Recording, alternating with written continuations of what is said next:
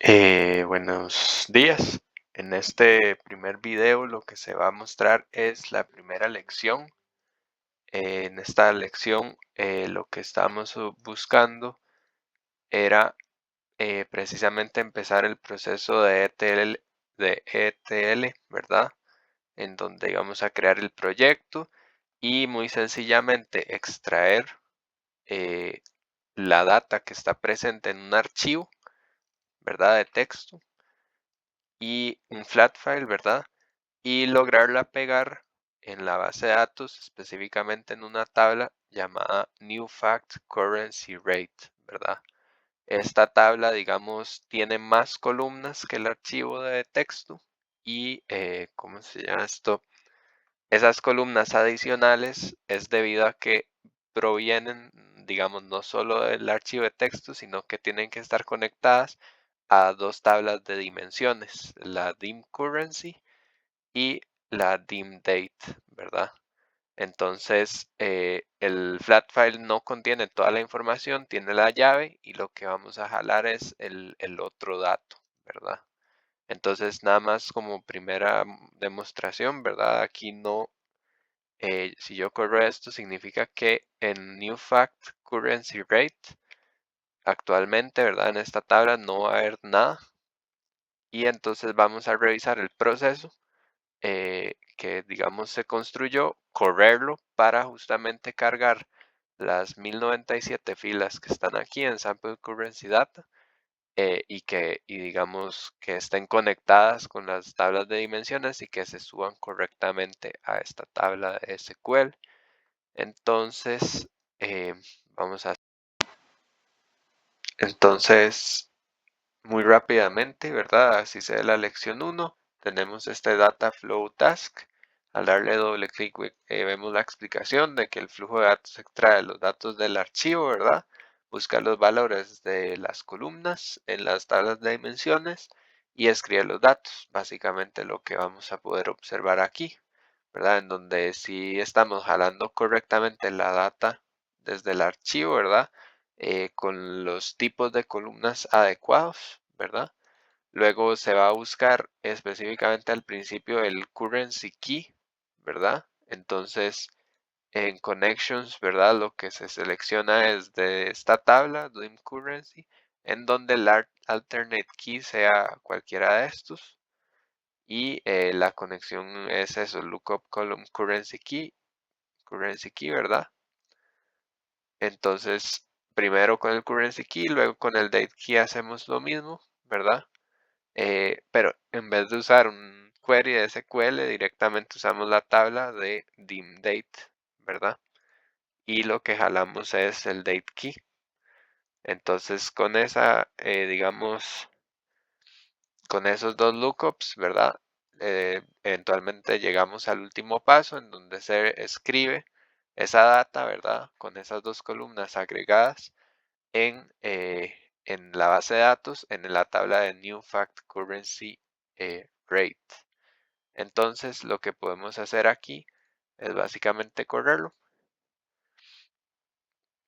y vamos a ver que se corrió exitosamente.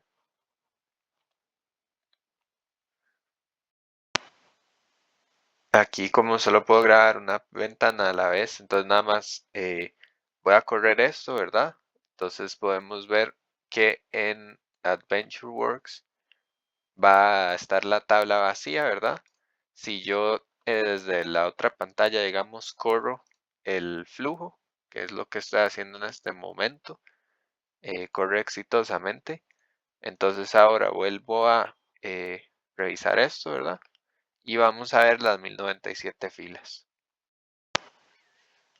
En la segunda lección, lo que vamos a hacer es utilizar el mismo paquete, nada más que le agregamos un loop de for each, ¿verdad? Para poder leer una serie de archivos, no solo uno único. En este tenemos esta configuración de for each file in folder, ¿verdad? Lo que le damos es la carpeta y cómo queremos que el archivo esté escrito, ¿verdad? Con el asterisco representando una cadena de texto que puede variar, ¿verdad? De acuerdo a una variable llamada así, var file name. Entonces nosotros hacemos eso, ¿verdad? Y también es importante aclarar que aquí en sample file source data nosotros le pasamos una expresión, que la expresión es esa variable, ese nombre de variable justamente.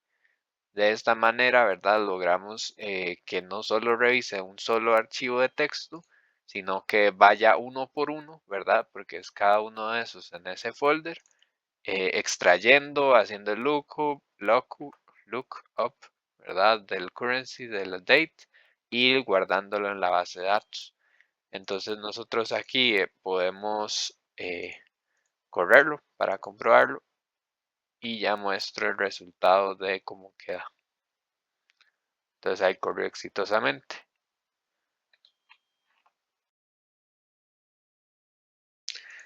Nuevamente empiezo con la tabla vacía, ¿verdad? Entonces aquí se va a ver esa tabla vacía. Y si nosotros vamos a Visual Studio en la otra pantalla y corremos ese flujo, ya lo estoy corriendo, no se va a ver porque solo grabo las ventanas, ya se corrió. Ahora podemos revisar otra vez qué data está y nos va a aparecer toda la data, ¿verdad? Los 13.532 con los de los diferentes archivos. Veamos que los archivos tienen currency ID distintos, ¿verdad? Entonces está funcionando bien porque lee cada uno de los archivos.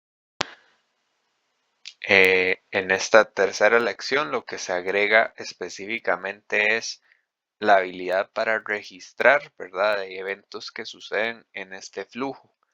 Entonces, esto precisamente se puede ver aquí en login, ¿verdad? Cómo quedó configurado, en donde, digamos, lo que estamos haciendo es en la sección de extract sample currency data, ¿verdad? Vamos a registrar específicamente una serie de eventos, ¿verdad?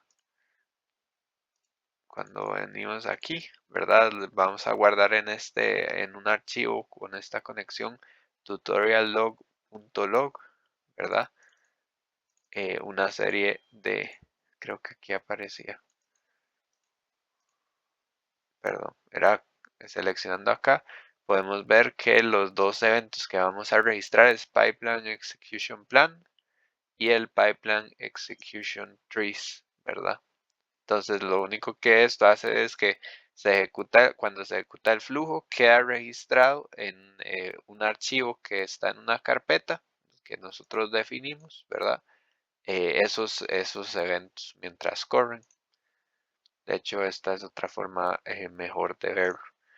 Entonces, nada más voy a muy rápidamente correr esto. Y funciona bien. Y ya muestro, digamos, los resultados en el log.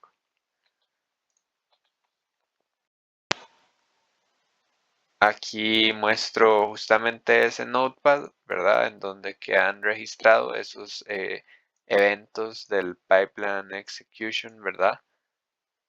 Plan y creo que el otro era pipeline execution trees. La verdad, digamos, la interpretación, el tutorial no la daba como muy claro, pero sí quedamos con que sí es posible, digamos, guardar en un archivo, ¿verdad? De lo que está haciendo, pues, cada uno de los pasos que está ejecutando el programa, la solución que tenemos. Para finalizar, digamos, tenemos lo que es la lección 4, ¿verdad? En donde se modificó el data flow para que en caso de que hubiera un error, ¿verdad? Se obtuviera la descripción de ese error y se guardara en un archivo. Específicamente lo que se hace es que a uno de los archivos de, digamos, input, ¿verdad?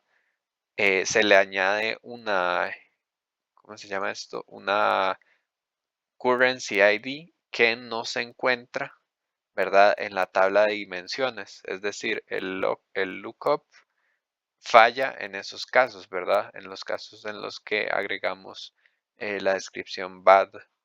entonces se modifica el flujo para que en esos casos específicos, ¿verdad?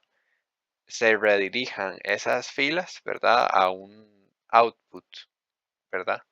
Que es esta línea en rojo. Y esas filas, ¿verdad? Lo que vamos a aplicarle es un script específico eh, en donde, digamos, capturamos ese código de error, ¿verdad? Y lo vamos a guardar eventualmente en un archivo, digamos, CSV o un flat file que nos va a poder explicar qué sucedió, o sea, cuáles son esas filas específicas, ¿verdad? Esto se hace, digamos, con ayuda de un script de C, que ya voy a mostrar.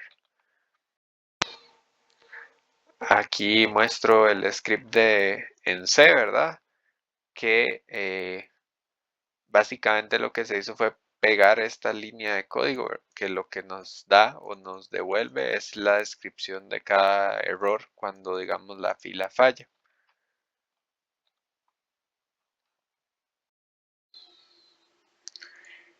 Y bueno, entonces esa data esa información se guarda en un flat file, ¿verdad? Al que le llamamos error data, ¿verdad?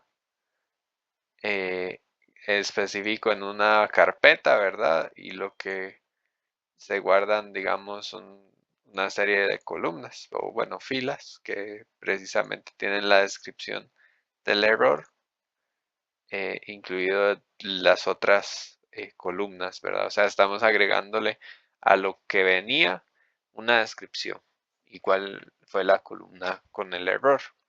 Entonces, a nivel de preview, ¿verdad? Vemos que estas son las que fallan, currency ID porque dicen bad, y dice, el error de la columna en 0, y lo que dice es que el row yielded no match, ¿verdad? Eso es como a nivel de preview. Entonces voy a correr esto y ya mostrar el resultado final. Perdón, ahí me equivoqué, es acá.